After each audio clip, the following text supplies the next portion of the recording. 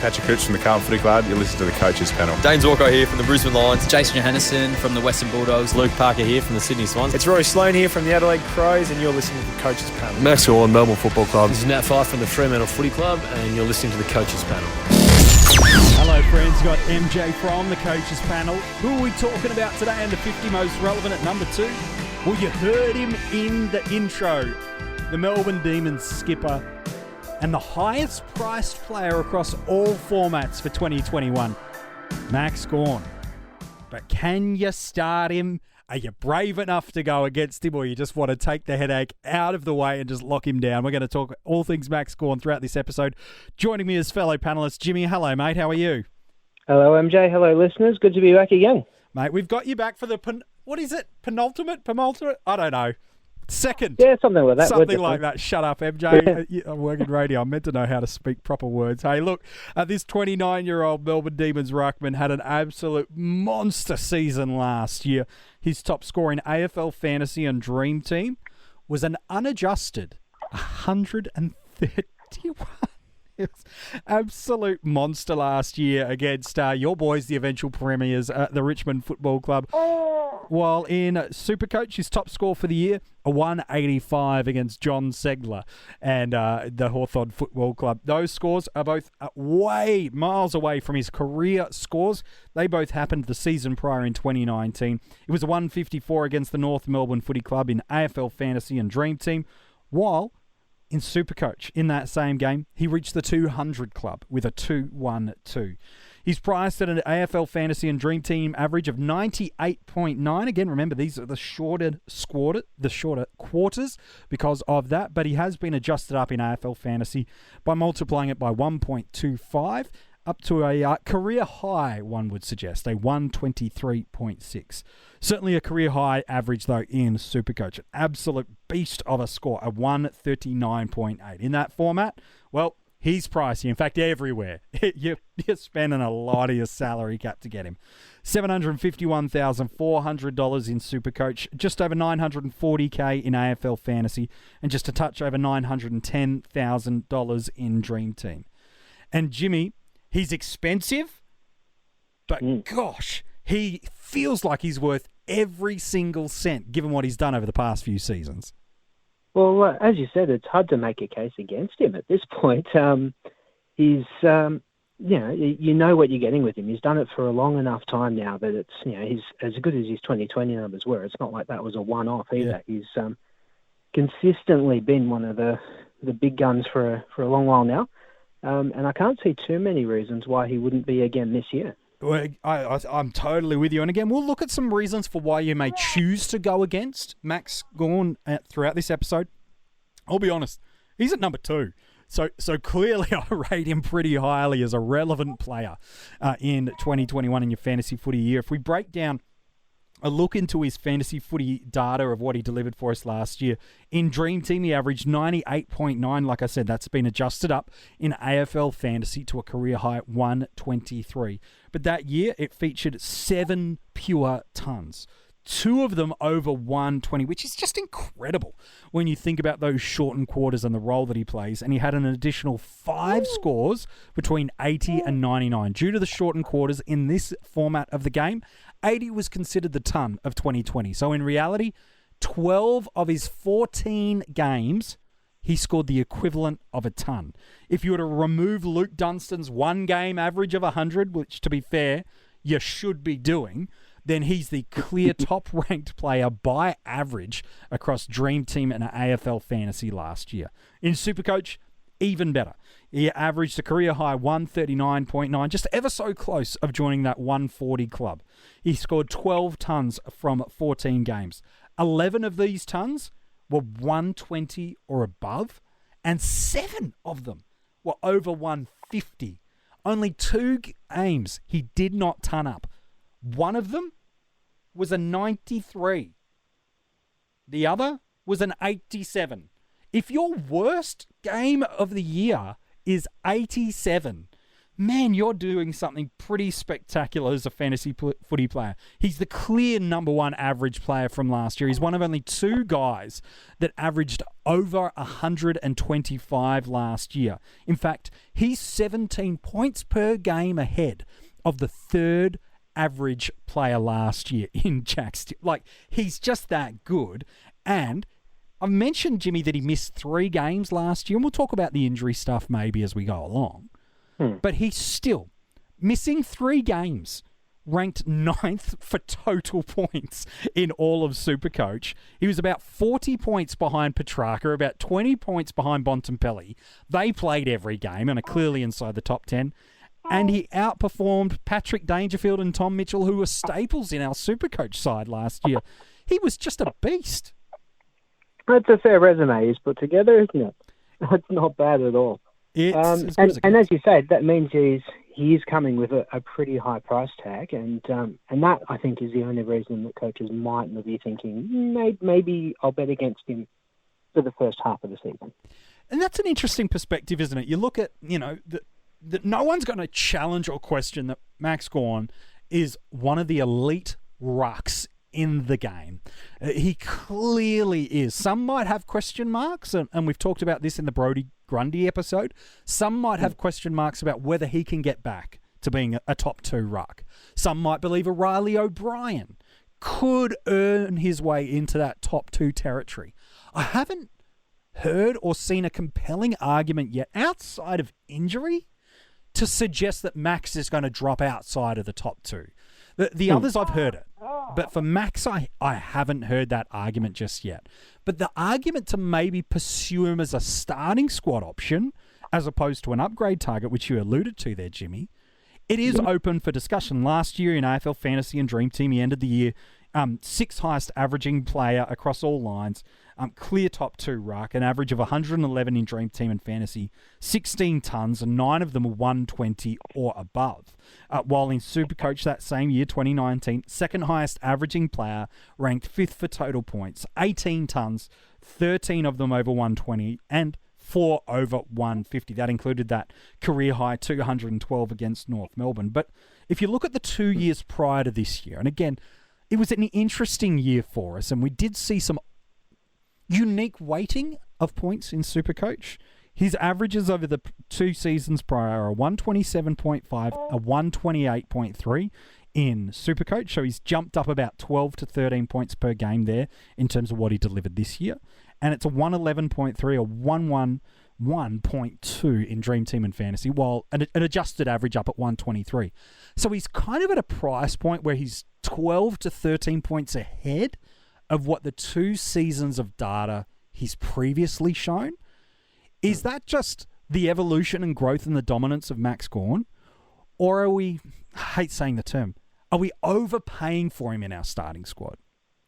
Yeah, and I guess that's the question you've got to ask. But as with a lot of investments, if you're overpaying isn't so relevant if you plan to keep him and not sell him. So if you're getting him in, you know what you're getting, it's a solid return, you're all good to go. And it's easy enough to throw all these stats out there and talk all these numbers, but ultimately I think what it comes down to is we know Max Gawn is pretty good at footy. Yeah. He's not bad at accruing some fantasy or some SuperCoach points either. So really all you've got to look at is, in terms of your strategy this year, are you going to set and forgets? So the junior assistant coach here has opinions. That's okay, mate. Yes, are you going to set and forgets? And if so, is he one of them? Are you going to speculative rucks? Like a Bruce and a Marshall or something a bit interesting like that? Or are you going for a, one of the big guns and one of the others, and then looking to get the other big guy later once you know for sure who that's going to be? I think it's pretty safe to say, all else being equal, famous last words, that Max will be up there or thereabouts again this year. Whether he's at that same level of last year or not, I think is irrelevant, because if you're picking him for the season. Yeah, and again, you found a way to build him into your pricing already, haven't you? And that's the thing. And we talked about it with Kane on the Lockie Neal podcast, and especially more from a SuperCoach perspective, that yes, it is a clear jump in scoring. But even if they regress back to what they'd done the year or the 2 years prior in his case, and again, clearly your little one wants people to pick Max Gawn. Even the thought That's of it. anything He's not other. liking these arguments against him. He's not He says, liking no. these arguments against. Don't worry, little Jimmy. We'll work our way through it in a second. But That's it. Dad, pick Gawn. Shut up. Move on. That's right. Get on with the episode, Dad. But I suppose you go, even if he does regress back, and then you would arguably be overpaying in terms of salary cap. But he's still clear in that case, top 1, top 2 in the line, clear top 5 player across the format at worst. Yeah. And you don't have the headache of going, how do I fit him into my side and upgrade him? Because what you do want with these big end premiums, you want them in your team for as long as you can in the season. And if you went against Max Gawn at any point in time last year, with the exception of round 1, it was a painful year. That's it. And if you don't start him, and that price does sustain, finding the money to bring him in is potentially going to be a little tricky as well. It's like, back in the day, if you didn't start with Dane Swan, how the hell were you going to get him mid-season? It was almost impossible some years. And, and Gawn is potentially not far off that level now as a comparison. I think that's a really interesting point. Like, let's look into some of the 2019 data. We talk about this because at his price point, let's call it a 140 and a 123, in terms of SuperCoach and DreamTeam and fantasy. He needs to outperform him or at least hold to really retain, no real salary drop. So you need him to underperform early to get him, and you need to have the cash spare to be able to get him at that lowest point. But even just look at the way he started last season in 2019, there's not much of a drop away because in round 1, 68, 113, 107, 125, 97, 112, 121 in Dream Team and Fantasy. And then pretty much from that point on, his lowest score is 90, and there's a lot of 120s and 140s. Equally in SuperCoach in 2019, started the year 87. And then you've got to go all the way to an injury-impacted game in round 15 against Brisbane, where his lowest score there, before that, was a 109, and there's a bunch of 140. So even if you think you can get him cheaper, to get up to that 900,000 marker at round 5 or 6, I don't know how people are going to generate that amount of cash without some injuries maybe impacting it and opening up that opportunity. That's it. You're almost needing to bank 3 trades to be able to get him down the track. So that's, exactly. And let's hope he does not get injured, correct. Yeah. So it's an interesting sort of scenario. And so, look, I wouldn't be talking to anyone saying, he is an absolute must-have from round 1, because there are other viable options for that R1 spot. The question is just about, if you don't have him, how are you getting him and when are you getting him? Assuming that he performs at or around a similar level than he has for the last couple of years. So that's an easy thing. And some, you look to it, where Melbourne are at the moment. They don't have Priest to come in and annoy him for a spot anymore. Luke Jackson is not capable of running number 1 ruck on his own for quite some time yet. Yep. And with Melbourne's forward woes, I dare say they're going to need him up there more than in the ruck at this point anyway. So a fit Max is going to play 22 games, and he's going to score pretty well for them. And so, the question is, do you start him or do you get him later? I think that's the point, isn't it? Like, the case for not considering him at all through the year. Again, if someone said, I'm going to target as an upgrade, cool, okay, that's fine. I get that line of argument. Like, it's bold, and I get that. I've got no problem with that. And if someone said, I'm starting Grundy over him, or I'm starting O'Brien over him at R1, okay, I get that. Like, I'm not going to talk anybody out of that as a viable option, and because it could come down to cash. It could come down to the combinations of, well, I'm choosing Riley O'Brien over Gawn because that additional 100,000 or so I need, that's what takes me from getting a Rory Sloane type to a Josh Kelly. And so while I think Sloane might be the one, I was going to make. What do you do with that extra money? You've got to use it well. Yeah. That's the key. Because if you don't, then you're in trouble. So I've got no problem with someone saying I'm going against him in a starting squad. I've no problem at all, because I feel the case to say he won't hold as a top 2 ruck. I can't make that outside of injuries. He has missed 4 games over the past 3 seasons. He missed 3 games through injury this year. Kind of missed half a game the year prior in 2019, as well as another full game after the back of that. Then was an injury-free season in 2018. So I don't think you could build a case that he's injury-prone. I think that's a little bit too much to search. Remember, he came off barely a preseason last year, like barely a preseason, and yet was still this good for us last year. Probably the COVID break helped him along the way. But look, as far as I'm concerned, you're going to want Max Gawn in your completed side. Whether you're brave enough to go against him at the start, awesome. Just make sure you maximize that cash with whoever else you've got at R1. For me, and I don't know about you, Jimmy, I feel like in SuperCoach, even though he's, feels like a quarter of my salary cap, I feel like more than anybody else, I just need to start him. Because if he gets away from me and gets on a run of 150s, I don't see how I get him. More than any other player in SuperCoach, almost. Because he's not at number 1. Almost. I think I have to start with him. In fantasy, I actually don't think you have to start him. I think there's enough value in O'Brien. I think you could build a case for value in Grundy. I think you could look at a DPP of Marshall. Let alone a Bruce if he's fit and firing with some injury news of him out in the past kind of 24 hours. I don't think you have to have him there, but I do think you'd probably want him. And Dream Team's the same. I think SuperCoach is the one you don't want to go against him for very, very long of all the formats. Yeah, I tend to agree. And I'm an unashamed Max fan, so I'm not sure if you were looking for someone to come in and stomp all over him this week. No, but, it's pretty hard. I'm here and I'm saying, no, I'm picking him. I'd be picking him in... Oh, no, there's lost one here. Yeah, I'd be picking him in all formats. And in a draft, he's my number 1 pick if I've got pick 1. You got pick 1, that's even. Yeah, I can see in a draft. I agree with you, Jimmy. I think if he doesn't go number 1 in a draft, he's going pick 2.